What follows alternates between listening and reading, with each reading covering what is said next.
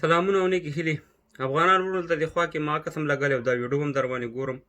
زموږ او ستاسې یو بېګناه 14 افغانان د پاکستان په محبسونو کې چې هلته یو 2 وخته ډوډۍ د مزدورۍ دپاره تللي وو، د پاکستان پولیسو نیولي او دا 9 میاشتې 10 میاشتې کېږي چې په محبسونو کې پراته دي. موږ سره یې رابطه وکړه، هغې څه ما د ضمانتونو یا د دغه سړی پیدا کړی او مخکې ما د پاکستان د محبسونو نه موږ د مرګړو په کومک 40 افغانان وطن ته لېږلي وو.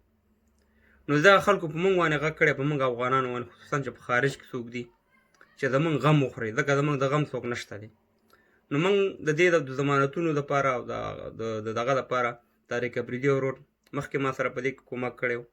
هغه مخکې 40 کسان چې بندیان وو افغانستان ته مو لېږل، تر دې پورې چې هغې ته موږ د تن جامې هم وکړې بعضې کسانو ته. نو زه په ټولو افغانانو باندې دا غږ کوم چې دې باندې تقریبا څه د پاسه 2 لکه کلدارې مصرف راځي، یعنې تقریبا 1200 پونډه کېږي یا تقریبا 1400 ډالر کېږي. که یو سړی کومک نشي کولی، یو څو ملګري راغونډ شئ، دلته ما د طارق افریدي وټساپ نمبر هم لیکلی دی او د هغه ویډیو هم در باندې واورم.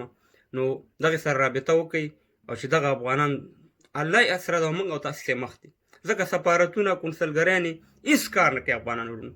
د سفارتونو او د کونسلګریانو کار چې دی تور کورتۍ اغوستل دي، ښایسته دریشي وال دي او توره موټرو کې ګرځېدل دي او د افغانستان پیسې دي چې څه رقمې ووایي، ځکه نه ټلیفون ته جواب ورکوي، نه په خبره پوهېږي چې چا سره ته خبره کوې. نو زموږ په دغې غږ دی په سفارتونو کونسلګریانو باندې چې لږ د خدای نه ووېرېږئ. دغه افغانان چې بندي کېږي په خارج کې، د دې مسؤلیت ستاسې او د کونسلګریانو او د سفارتونو دی. نو مخکې موږ افغانان خلاص کړي الحمدلله د مرګړو په کومک. بیا زه په مرګړو غږ کوم چې خامخا دې کومک وکړئ، الله به ډېر اجر درکړي. دغه خلکو موږ او تاسې ته مخه، ځکه ډېر غریب موږ او تاسې ډېر غریب خلک لرو، ډېر بیچاره خلک لرو چې هغه د یو شي وس نه لري. نو دغه 2 وخته ډوډۍ د مزدورۍ دپاره تللي او هغه د پاکستان بې رحمه پولیسو په محبسونو کې اچولي دي.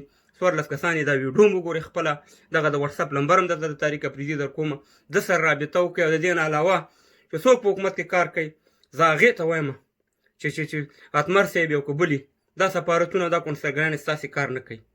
دی بالکل دا زما خوله که ایله شوه بیا به ډېرې ګډې وډې زما د خولې نه واورئ، خو خدای ته وګورئ چې دې ته ځانونه اصلاح کوئ.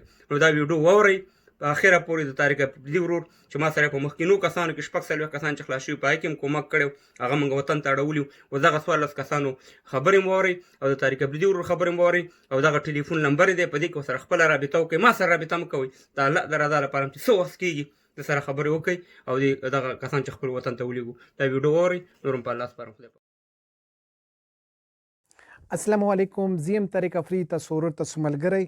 نن دوستانو تاسو سره موږ یوه مهمه خبره شیر کوو، خو د شیر کولو نه مخکې دوستانو ټولو ته موږ ریکویسټ دی چې دا ویډیو پوره وګورئ او راځئ چې تاسو ته موږ یو مهم کال چې موږ ته یو زنګ راغلی دی، هغه زنګ تاسو سره شیر کوو، هغه نه بعد بیا در سره نورې خبرې کوو. السلام علیکم طارق ورور، صلات دې بخیر یې؟ وعلیکم السلام، څنګه یې ورراخی ساتې خلک کرې؟ شکر دی الحمدلله، ته څه جوړ یې؟ بخیر یې؟ خیر دې غواړم، خیر دې نصیب شه. څوک؟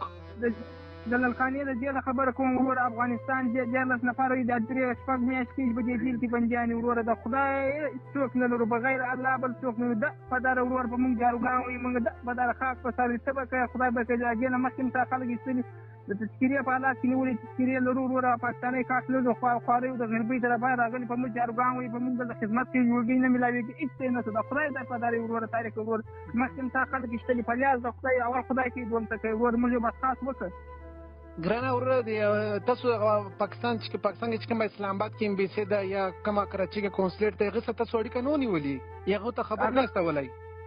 هغه موږ خبر دي ورور، موږ بس خاص نه کوي، موږ هېڅ بس خاص نه کوي. دلته په للخانې په جیل کې ورور موږ 10 میاشت کېږي، 15 میاشت کېږي بندیان په موږ جاروګان وایي، په موږ تشنابونه پاکوي، جاروګان په موږ وایي. موږ ده په دغه خاص په سر موږ وصل اول خدای کوي دوم به ته کوي ورور. په لیاز د خدای افغانستان سفارت خبر کړي ورور ته موږ ده په دغه روډۍ ګوله نه میلاوېږي ورور. ده په دغه خاص په سره پرته وي.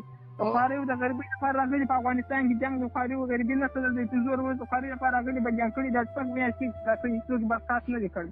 او ګرانه څومره نفر دي او ماشومان دي که ستر در سره دي او د کوم ولایت کسان دي در سره؟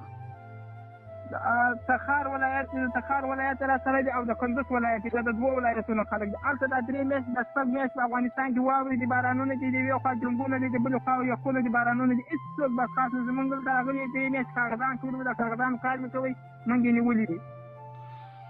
هزار لارې خیر وکړي انشاءالله. بس ته دغه یو خدمت د خدای دپاره یو خدمت وکړه، موږ یو بس خاص وکړه، د افغانستان سفارت خبر کوي، بل خبر کوي، لاله وکړه تا مخکې نه لا دې نه خلک ایستلي، موږ د پته سر ساله مر موږ ته اشاره راکړه لا دې نه ګرانه وراره مونږ افغانستان امبیسي ته خبر مې کړی و، افغانستان ولس ته مې خبر کړی و، دولت ته خبر کړی و.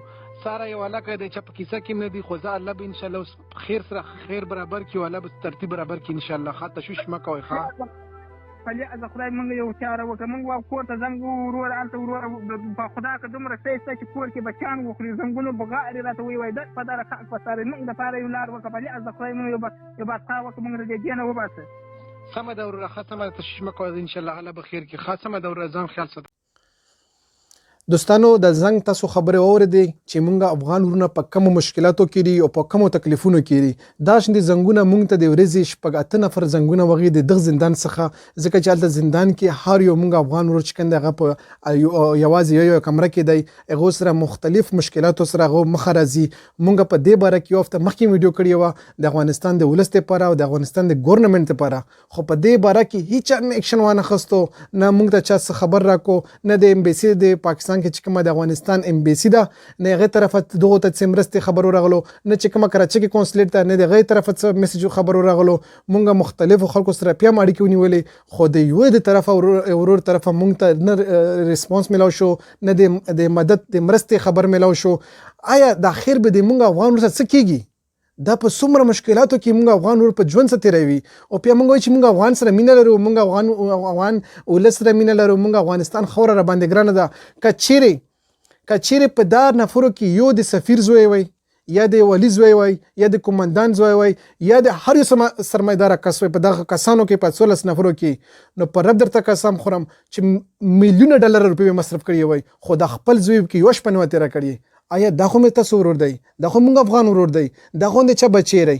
دا خو د چا زوی دی؟ دا خو د چا ورور دی؟ دا به څه کوي؟ تاسو دغه خبرې واورېدې چې دغو کورونو کې څه حالات دي. ما داسې ورته وویل چې ورور که تاسو څه کور څخه پیسې ترتیب برابرېږي، پیسې راوړئ چې دلته مخکې په کار وچلوو. هغه قسم وخوړو چې مونږ په کورونو کې په هفته کې اور نه بل شوی، هغو په کورونو کې پخلی نه شوی.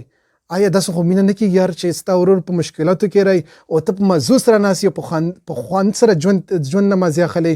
په دې باره کې زه تاسو ته بیا یو ریکویسټ کوم، بیا درته یو ریکویسټ کوم چې تاسو په دې باره کې فکر وکړئ، سوچ وکړئ، او وخت ډېر زیات کم دی چې څومره زر ته زره شي چې دا نفرو پسې د کونسلیټ طرفه څوک راشي یا د امبیسي نه څوک راشي، او یا داسې افغان ورور راپورته شي وایي چې یاره دغو کسانو چې څومره مرسته ضرورت کېږي هغه زه در سره کوم، او هغه یې دغه نفر راولي افغانستان ته.